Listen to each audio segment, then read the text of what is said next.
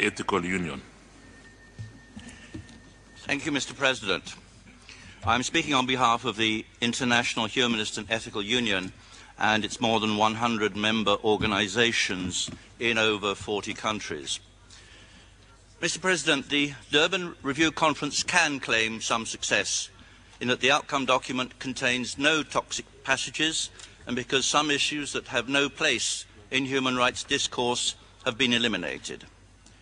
But sadly, and despite the magnificent efforts made by so many, the conference will be seen by many more as a failure to offer hope to the hundreds of millions of our fellow humans suffering from racism every day of their lives. On slavery, we've heard of the evils of trafficking, but not a single word of the more than 1 million people born into and living in chattel slavery in Africa.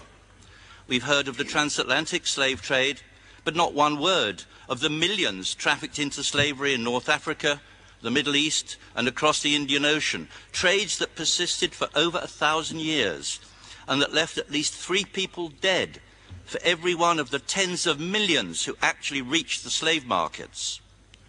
On state-sponsored racism, verging on genocide, there's not a single word about Darfur or other situations crying out for redress.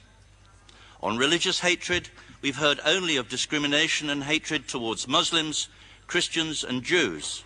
But what of the worldwide discrimination, violence and even death that awaits non-believers, skeptics, atheists, apostates and freethinkers in far too many countries?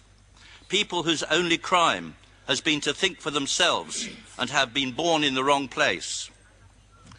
Finally, Mr. President, the world will want to know why the outcome document has totally ignored the most intractable form of racism on earth, affecting more than 250 million people worldwide.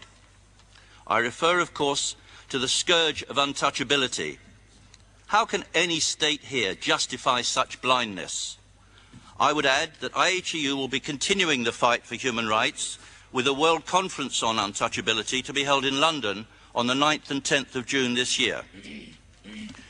Yes, Mr. President, there has been progress, but the conference has been tainted by selectivity and bias.